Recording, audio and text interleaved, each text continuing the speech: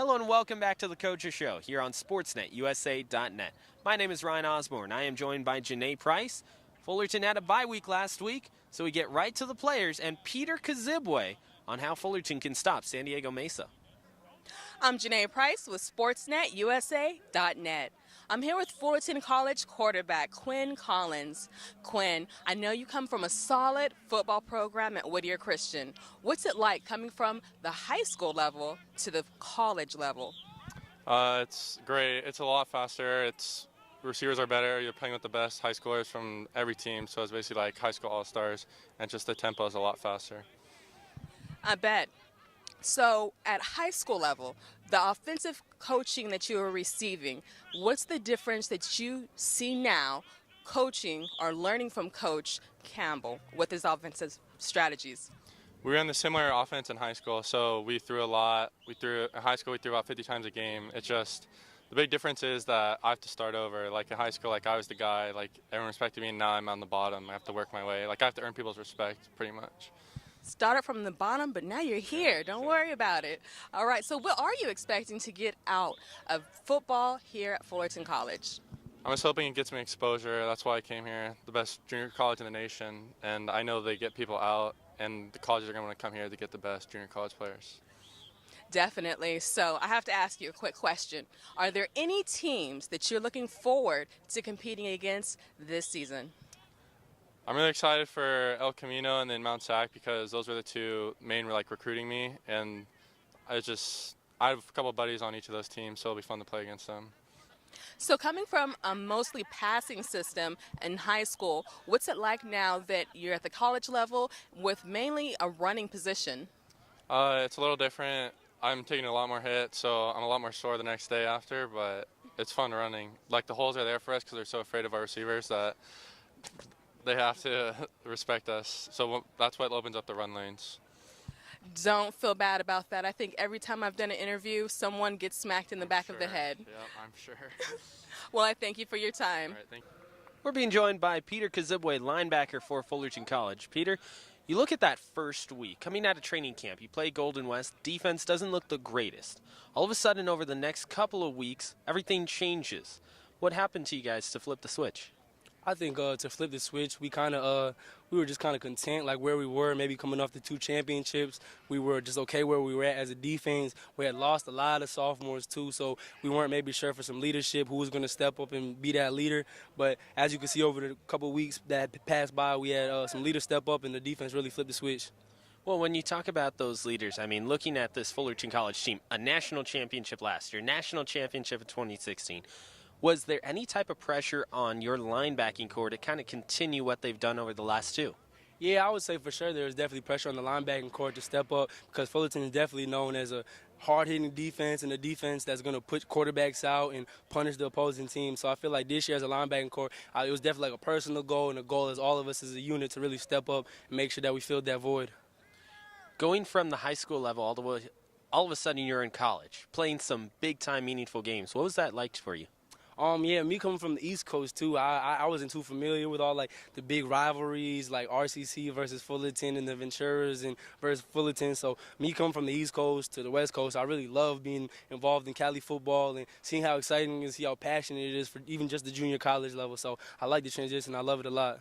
When you talk about the East Coast versus West Coast, what was the biggest change for you?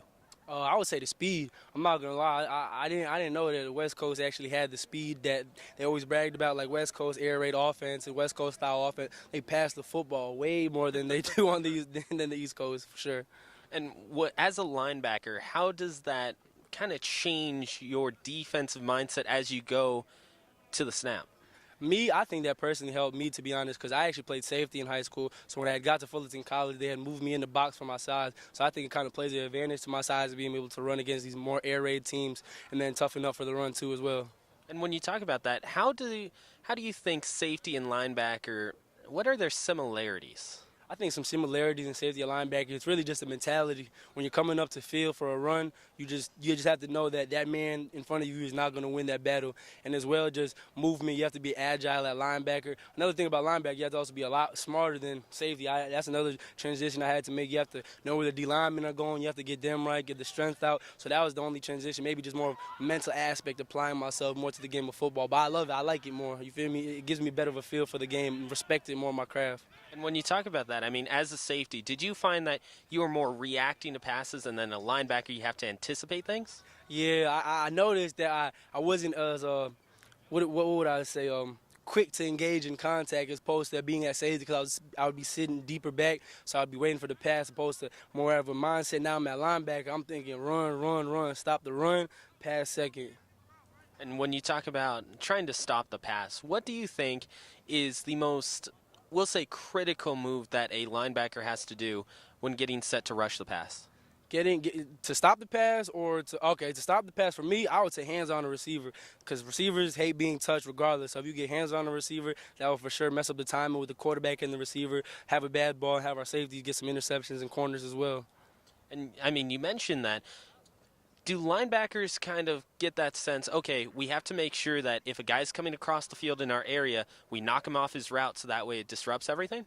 Yeah, exactly. And we also, it's been so good because we actually have a smaller linebacking core than we did like from years past. So the unit we have this year is more of a tight-knit bond. So I feel like the communication, we kind of really just play off each other and feel off each other. Say if the running back is going out, I'll automatically know and get like the swing call in the sense in my head, opposed to like Cole Hill know what to do and Simpson on the other side as well. So kind of all just reciprocates, and you can see that across the board. I think we're all doing a good job vibing off each other.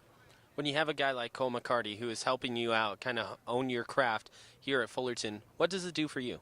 Man, it helps a lot, to be honest, because he was really right in the same position that you were literally in the year before that. So it's good to get like a player, instead of like a coach to player, there's the same age gap. You can relate to Cole and see how he interprets things and see what he would do if he was maybe in your position or in your shoes at that time. So it's good to have somebody who just played the year before you to get a good feel off of him. Coming into this year, I mean, you already said going from East Coast to West Coast, you didn't know the big-time rivalries. When you go and you play in that Riverside game, did you kind of get that sense immediately, hey, this is California football? Yeah, immediately. To be honest, too, that was my first collegiate start actually at linebacker too, was the Riverside game. So Coach he put some trust in me, and I had played in some big-time football games before, but never like the Riverside football game, especially going to the game. I think they had only lost one home game, I believe, in the last 8 years, one of them being in 4. So I just knew it was going to be a big challenge for us to step up to, and no better challenge to step up to than that one, beating Riverside at home at their spot at night. When you look at this Saturday, linebacking core going against Jake Dunninway, the quarterback for San Diego Mesa, what's the biggest thing the linebacking core is looking to exploit? We're not too really worried about the run, to be honest. We need to focus on the pass, getting hands on the receivers, making sure the quarterback's putting the ball in the air, just trying to get some tip balls, deflected passes, and just cancel the run completely. Thank you, Peter. Best of luck on Saturday. Thank you very much. Appreciate that. And we welcome you back to the Coaches Show Recap, where we take a look at the 4 teams that play here on SportsNetUSA.net. East LA, LA Valley, Golden West College, and Fullerton College. Each and all 4 of those teams have their turn here on SportsNetUSA.net. But before we get to the recap, let's quickly thank our sponsor, who has been with us pretty much since the beginning, Miller Toyota of Anaheim. If you're looking for that new or used vehicle, look no further than Miller Toyota of Anaheim. Located at the corner of the 91 and Euclid, you can check them out in person or online at MillerToyotaofAnaheim.com. Miller Toyota of Anaheim supports community college sports and, most of all, education. Once again, that is Miller Toyota of Anaheim. To start off the recap, we take a look at LA Valley, who 2 years ago, as we've mentioned in past weeks, 2 years ago, they win the American Division Championship. Last year, they start off undefeated at 5-0, and then they lose 4 out of their next 5 and end up with a losing record all season long. Well, LA Valley is trying to fix that this season, and they go into this last Saturday against a team in Compton that was truly struggling. Compton was winless going into Saturday. LA Valley was 4-3. LA Valley takes on Compton for the 3rd time in 3 seasons, and 3 seasons, and each time that LA Valley has faced Compton, they have come away victorious. LA Valley, things started off pretty good for them. The Monarchs, getting the ball in the first quarter, scored immediately. 12:44 left in the first quarter, 2 plays, 10 yards, and Terrell Love Jr. After the LA Valley Monarchs were able to force a turnover, Terrell Love Jr. with a 6-yard touchdown run to make it 7-0, and LA Valley was on the board with the lead.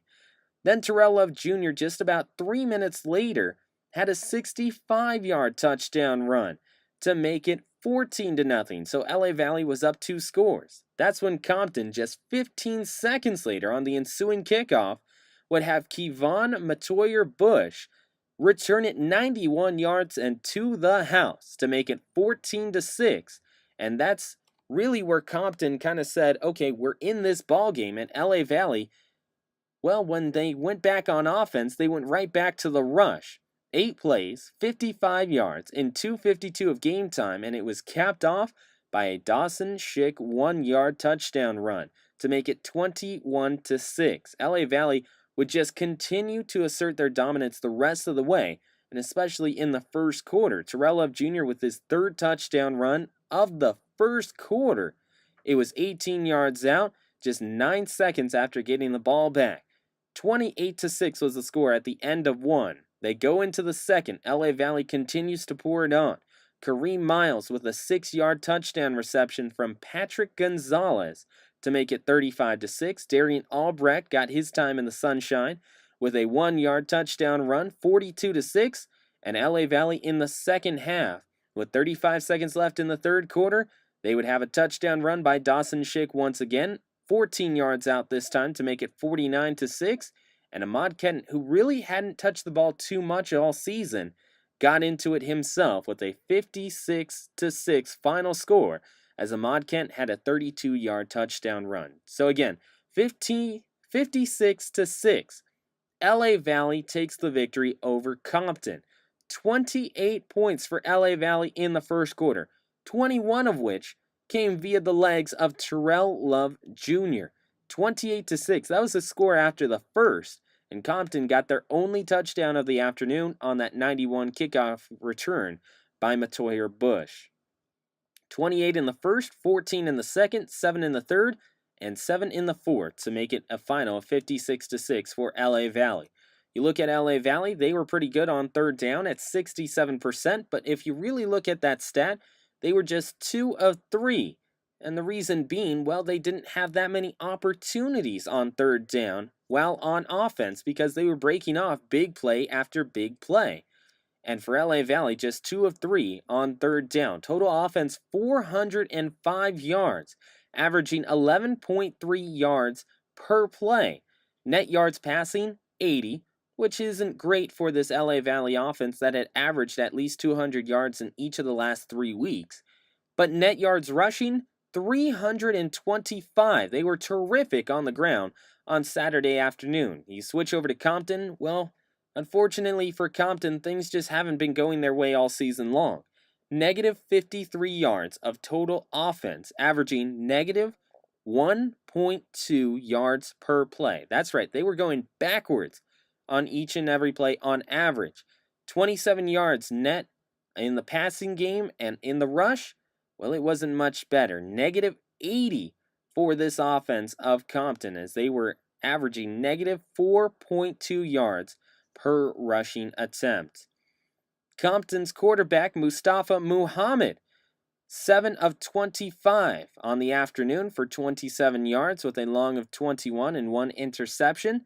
On the other side, LA Valley, Patrick Gonzalez, 5 of 6, Julius Sebastiano, 0 for 1. And they totaled 80 yards with 1 touchdown pass. And you ask yourself, well, 5 of 6 plus 0 of 1. Yeah, they only threw the ball 7 times all afternoon. Why? Because that rushing game was terrific. Terrell Love Jr., 9 attempts, 143, 65 yards, and 3 touchdowns, all in the first quarter.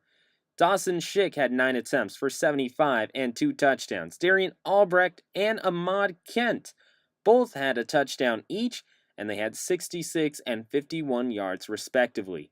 On the other side, where Compton truly had trouble was in the rushing game. -1 yards from Miracle Kemp, Owen Vasquez at -7, and Mustafa Muhammad at -21 total. Receiving yards for LA Valley, Jameer Bryson with 1 reception for 31 yards, Darian Albrecht with 1 reception for 26, and Cade Cordasco with 1 for 16 yards. So a final score of 56-6. LA Valley gets themselves to 5-3, and unfortunately for Compton, they are 0-7. And for Compton, they have just 3 more games to try and make up at least 1 win this season. We move over now to East LA, who had a tough task ahead of them on Saturday afternoon. They had to take on the number 2 team in the state of California, one of the 2 remaining undefeated teams in the state of California in Canyons. Canyons entered at 7-0, East LA at 3-4, and East LA once again moving up from the American Division into the National, trying to make a statement so far this season. Well, for Canyons, things started off pretty quickly, just 14 seconds in. Brandon Pierce had himself a 68-yard touchdown pass from Wyatt Egan to make it 7-0. Well, about 10 minutes later or so, Jaron Price had another touchdown pass from Egan, 27 yards out this time, to make it 14-0, and Egan had a 12-yard run with 13:20 left to go in the second to make it 21-0 midway through the second quarter. Now you have to remember, for Canyons, they had their number 1 quarterback go down just about after week 3 in Andrew Brito. Brito was one of the better quarterbacks last year in the state of California and was also leading the state in passing yards this year at the time of his injury. Well, he hasn't played for about 4 weeks, and Wyatt Egan has kind of stepped into that role for the Canyons offense. East LA, with 6:17 left to go in the second quarter, would get themselves on the board with a Juan Rangel 37-yard field goal, and East LA would continually go back to Rangel with under 6 minutes left to play in the second quarter. 1:24 left. Rangel hits from 38 yards out to make it 21-6. With time expiring in the second quarter, Rangel from 36 yards out this time to make it 21-9. Unfortunately for East LA, that's as close as they would get on the afternoon, as Tanner Brown had a 35-yard reply with 9:32 left to go in the third, and a touchdown from Brandon Pierce that came from the hands of Wyatt Egan. 31-9, the final score. Canyons with 14 in the first, 7 in the second and fourth, and 3 in the third to make it a final of 31. And all the scoring for East LA came via the field goal, and all 3 of them came in the second quarter.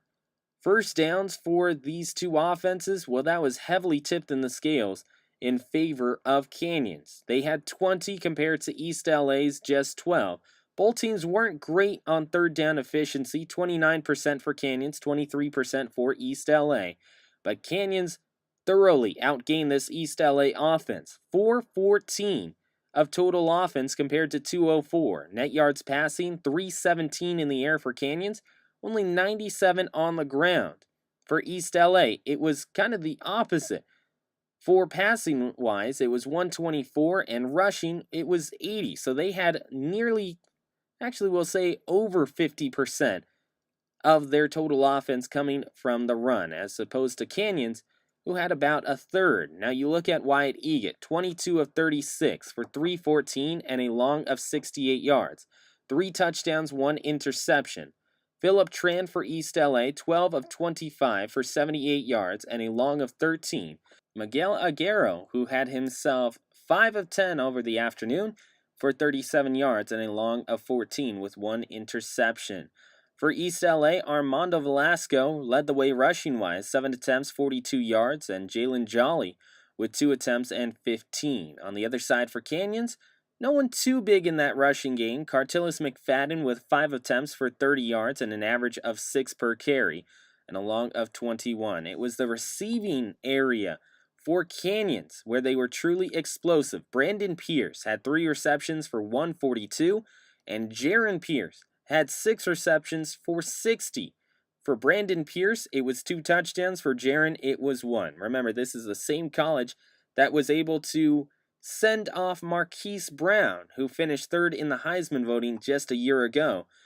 and is looking to be another finalist contender. So it looks like the two Pierce brothers over at Canyons have a good future in front of them. DeMonte Presley on the other side for East LA had 2 receptions for 20 yards and a long of 13, and Tredius Thomas with 4 receptions and 18 yards his way with a long of 9. So the final score once again from Canyons.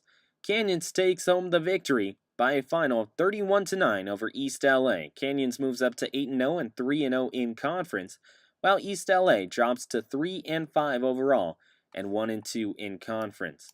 We move over to the final team in play on Saturday, the Golden West Rustlers, who had a huge task ahead of them. Golden West was 3-2 entering the afternoon. They take on the Riverside City College Tigers, who not only are they a big-time team here in Southern California, they're also the number 3 team in state. They made it to the SoCal Finals last year, the SoCal Semifinals the year before. This is a Riverside squad that has just been in a juggernaut over the last few years, and Golden West was tasked with trying to go up against Riverside and try and steal a victory. Well, Golden West, they start off the afternoon by punting the ball away to Riverside, and immediately Riverside marched down the field 3 plays in 1:53. Jamal Houston with a 33-yard touchdown pass from Stone Smart to make it 7-0 Riverside. Well, Riverside, with 9 minutes left to go in the second, they would get a field goal from 31 yards out by John Garibay. Now, that field goal, however, came just moments after Golden West had one of their largest pickups of their season, a 68-yard pass going from Bo Callbacker over to Ben Ratzlaff, 68 yards downfield. However, on the ensuing play, Jawan Roper would cough the ball up, and Riverside marched downfield 10 plays, 61 yards in 4:21, and they would put through a field goal to make it 10-0, and that's where it would stand at the half. Riverside, with 5:06 left to go in the third, they would score once again, this time Stone Smart, with a 10-yard run into the end zone to make it 17-0, and Riverside would tack on another score, with Malik Walker running it in from 1 yard out, 24-0 with 6:45 left to go in the fourth. Golden West would get on the board with their only score of the afternoon, as Jeremiah Wright had a 17-yard touchdown pass from Nathaniel Espinoza to make it 24-6 the final.